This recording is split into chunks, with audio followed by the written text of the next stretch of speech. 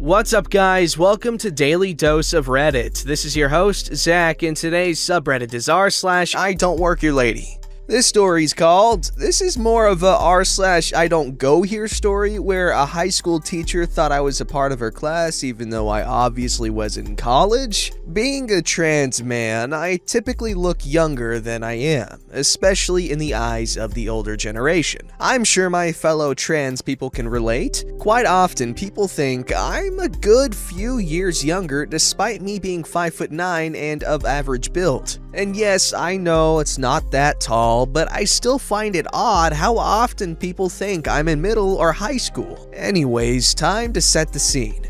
I've been out of high school for a year now and attend college off and on when I can afford it. This story takes place during winter break, so I should note that being Canadian at heart, I'm actually warm wearing a t-shirt and shorts in 19-degree weather. I just don't get cold. Moving on. After I had finished the semester at my college, I moved back into my parents' house so I could save up enough to get a place of my own. I ended up moving back out after a month and a half. Close to my parents' house is the high school I attended, which has an amazing track that I love running. It is only closed to the public during games. Since school was in session, when I arrived, I parked across the street in order to not complicate things and noticed the track was empty except for 3 adults jogging peacefully. So I entered the area dressed in shorts, sneakers, and a thin polo shirt. Before you ask, yes, this is important. My shorts and my shirt both have my college's logo on them, and it's fairly obvious. To give you an idea, both the shirt and shorts are a dark solid color, and the logo is a somewhat large mascot outlined and in some areas filled in with a bright color. This is important because even though I may look young, I am still wearing college attire and not a part of a sophomore class. Back to the story. I put my earphones in and started running with music blasting in my ears. Fast forward about 10 minutes, one of the adults left, and soon after a class came walking down and entered the track. I didn't recognize any of the students but assumed they were sophomores. The teacher, however, I recognized, but I never had her as a teacher, nor did any of my high school friends. I just turned the volume up on my music and continued running as they stretched in preparation for the mile. I kept to one line in order to stay out of their way as I leisurely jogged. I was running to just run with no intention to push myself, but I couldn't help myself in challenging some wannabe jocks. At one point, I stopped by the bleachers where I had placed my water bottle for a break and to catch my breath. It was then where I felt someone watching me. When I turned slightly, I saw the teacher and gave a polite smile before I continued to drink. But then she started making her way towards me. Not really wanting to talk to anyone, I pretended I didn't see her coming and set my bottle down before running again. I felt slightly bad about it at the moment, but I wasn't in the mood to converse or take my earbuds out. When I came back around the track, she was still staring at me, but this time she did not look pleased. Whatever, lady, I'll be gone soon anyway, I thought to myself, and continued running, figuring her problem was the fact that another guy and I were on the track with her students. Ha!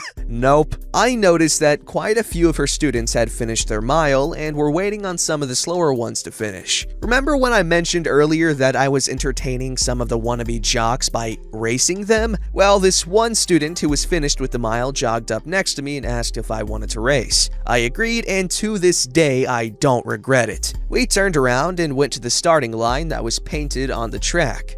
He counted us off, and we both took off on our one-lap race. I ended up winning, but I have to give him credit though. I was taller and had longer and stronger legs. Now on to the juicy part of the story you've been waiting for. Once we finished our race, we high-fived and started talking about what teenage boys do. School, relationships, video games, etc. Then the teacher walked over. For the story, this is how I'll label the conversation. There's me, Mrs. B, the teacher who I was calling the B word in my mind, Ben, the student who raced me, not his real name, Emily, Ben's friend who was watching us and stepped in, not her real name. I hope you know I'm giving you a 0 for today. She had this snobby tone and attitude and looked me up and down. I'm sorry. What? She rolled her eyes. I'm giving you a 0 in participation today. I'm also writing you up for disturbing and distracting the others. You know the rules of my class. You do too, she addressed Ben. What is your name? Ben and I looked at each other confused. My name is OP, but I'm not quite sure I understand. I stayed in one lane and there are others. She cut me off. You know the rules. I went over them at the beginning of the semester and once more before coming out to the track. I looked at her like she grew two heads. If I was wearing something other than my college attire, I could understand if she mistook me for her student, seeing how it was the beginning of the semester for this high school, but I wasn't. I was wearing my college's logo, and even though this class didn't have a firm dress code, I was still dressed differently than the rest. Ben caught on. Mrs. B, he isn't in our class. Don't cover for him or I'll write you up as well. She turned to me again. I tried to give you a warning earlier, but you ran off and then you didn't report back to me after you lazily ran your mile, only to have a race and to stop the other still running. Once we get back to class, I'm sending you to talk to the principal. Now, I know the principal and was on good terms with her when I was a senior, and briefly thought about playing along to see how things went, but decided against it because I didn't want to risk Ben getting in trouble. I'm sorry, Mrs. B, is it? I'm not in your class. I don't even go to this school. I'm in college. I tug at my polo slightly to draw more attention to my college's logo and name. I'm not as stupid as you think I am. We just had a college fair recently where you got those clothes from. You're just trying to get out of school early. Being a good student, I rarely get in trouble, so to get reprimanded for no reason at all startled me. Cue Emily. Mrs. B, there are only 23 students in our class and everyone is here. Then he transferred it and he isn't on the roll yet, or he's sloughing class. She turned back to me. Come with me, young man. I don't want you running off. If you're not my student, I'll find out whose you are. He was here before we even got to the track. Then he's sloughing. Enough. Ben, head back to class with the others. Emily, you finish writing down the names of the students who are finishing. I'm taking you, she says to me, to Principal Blank. I was starting to get annoyed and just wanted to get something to eat before heading home to laugh about what had just happened. Look, I'm not in your class or anyone else's class for that matter. I'm in college and came here to run for a bit. So if you excuse me, I'm going to head out now. Before I could turn to grab my stuff and leave, the teacher actually grabbed my arm in a tight grip, preventing me from leaving.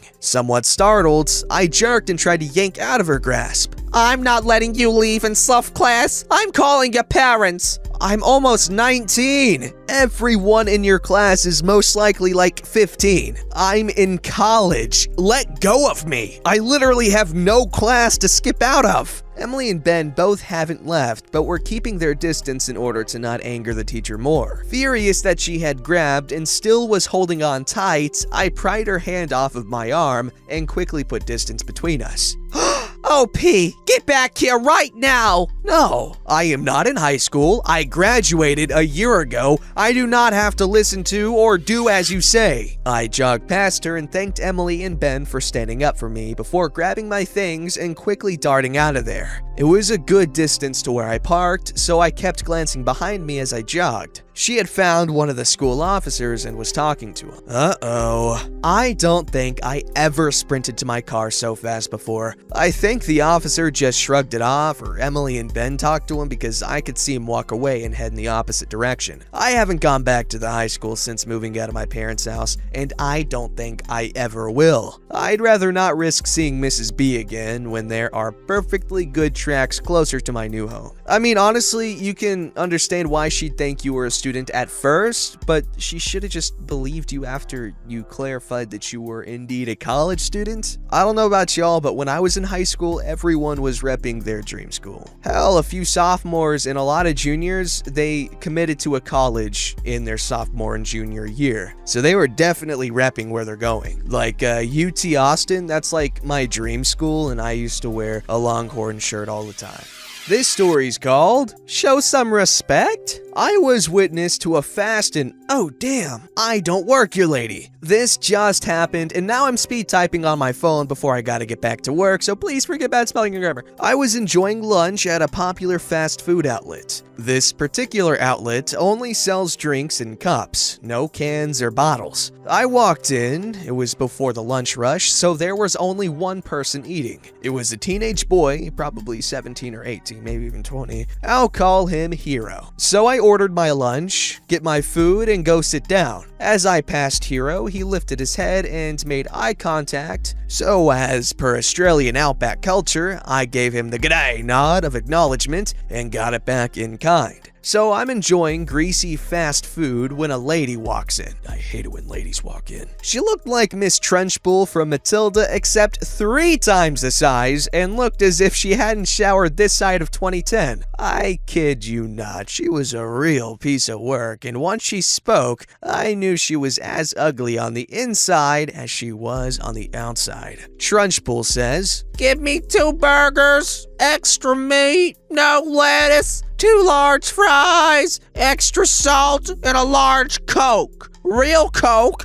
not that watered-down, sugar-free crap you sell. Make sure the chips are freaking full, and because I'm not getting lettuce, you better not charge me for extra meat." Service, probably having dealt with her before, reads the order back. "That is what I said. Come on, hurry up." Trunchbull pays, gets her food, and goes to the closest seat she can fit in. She religiously organized the food on the table, opening both burgers, taking the lid off cup, dipping her fries onto the burger paper. It was at this point Hero got up, grabbed his tray with his rubbish and drink, which clearly was untouched. He was walking towards the bin when it happened. He stops and looks at her. "Yes?" Trunchbull, without saying a word, clicks and points at her tray. "Sorry, ma'am, I don't work here." Trunchbull giving the "I'll get you fired" look. "You're taking that man's rubbish," pointing at me, "to the bin, so do your bloody job and take my tray." I'm confused as he didn't take my tray or my rubbish. "What? This is my rubbish that I'm taking to the bin because I'm not lazy. Now, if you don't mind, leave me alone." And he goes to turn away. Trunchbull picked up her tray and shoved it on top of Hero's tray, knocking over his drink and making a mess. "What the fuck, lady? This is a new shirt and you spilled my drink." "Well, you deserved it. Regardless if you're a lazy employee or a bastard child, you should respect your elders and take my tray." Hero, dripping wet. "Well, as I don't work here, I must be a bastard child. As a bastard, I got no problem telling a cow that respect is earned and not given. The only respect you're getting is the respect you have shown me." With that, he threw both trays towards her, knocking her drink across the table, soaking her burgers and fries before spilling onto her lap. She screamed. Management runs over to assess the situation. To speed over the encounter, Trunchbull plays the victim and tried to lie, blaming Hero. Hero explained what actually happened. I backed Hero up. Management banned Trunchbull from the store, saying this isn't the first time she has antagonized customers. She left on her mobility scooter before police arrived. I got a $20 store credit, Hero got a $50 store credit, and an apology from manager. On my way back to the office, I saw Trunchbull standing next to a police car crying. Oh, how good it feels to witness karma. First, we gotta start off by saying,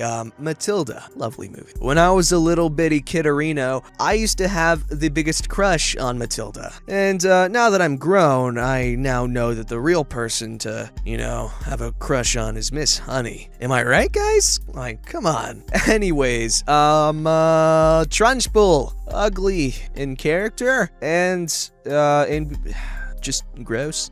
This story's called, Today I Fudged Up by Trying to Shower at My Mom's House. She has crappy plumbing. I'm traumatized. I have been going through an extremely unbearable week. If you don't believe me, check my posts. To add insult to injury, I've had to stay at my mom's house for a couple of days. She has really messed up plumbing from some butthole plumber that took her money and ran off. She has never really taken care of her house, but I don't have a place to go. We only flush toilets when we absolutely have to. I have diarrhea. I had to flush. I also had to shower. I am supposed to be seeing my newborn son today. As soon as I stepped in, it started gushing. Poo absolutely everywhere. I panicked and jumped out, but the damage is done. I am disgusted. I changed and tried to clean myself off, and now I am trying to bail it out.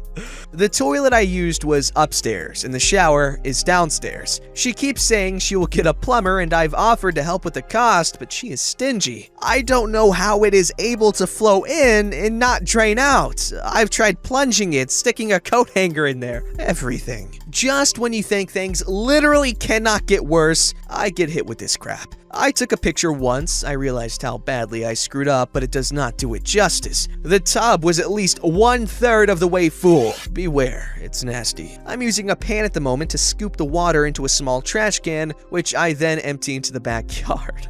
I have not yet found a good way to get the shower clean or to dilute the water enough to where you don't puke looking at it. Don't forget to like, subscribe, and hit that bell to never miss an episode.